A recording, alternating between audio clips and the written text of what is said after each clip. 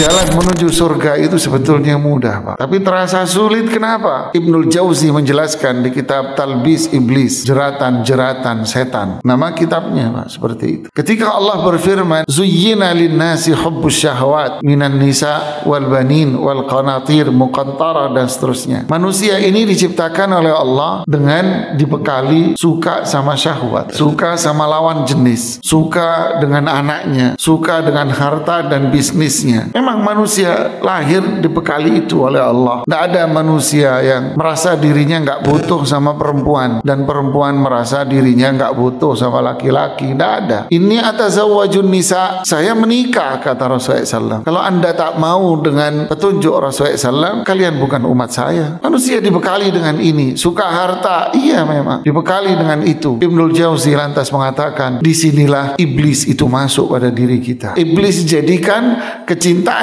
kita dengan 3 komponen: harta, lawan jenis, keluarga. Iblis jadikan kecintaan kita dengan 3 komponen ini melebihi dari kodratnya. Dijadikan kecintaan dengan 3 ini lebih besar dibanding yang lain. Akhirnya gunung kudaki, lautan kuseberangi. Yang penting mendapatkan segenggam berlian walaupun hanya sesuap nasi. Yang penting dapat segenggam berlian walaupun hanya dengan sesuap nasi. Lebih kecintaan dia dengan ini, 3 komponen ini. Akhirnya manusia mulai buka mata dan menutup mata. Yang difikirkan hanyalah mali wa ma maluhu illa ma akal. Yang difikirkan adalah hartaku, duitku, bisnisku. Nanti malam Ustaz jam 1 saya harus membayar hutang terakhir saya di Bank of Hong Kong. Saya harus melunasi hutang saya harus begini. Saya terus dipikiri. Yang pedagang kecil juga begitu. Hidupnya akhirnya difikirkan hanya untuk harta dan seksual saja. Tidak mudanya, nggak tuanya sama. Alhaakumut takatsur hatta zurtumul maqabir. Inilah akhirnya style hidupnya dia. Sampai kapan dia berhenti dari mencari 3 komponen ini? Hatta zurtumul maqabir, sampai kalian ziarah kubur. Allah sebut kematian itu seperti orang datang ke kuburan.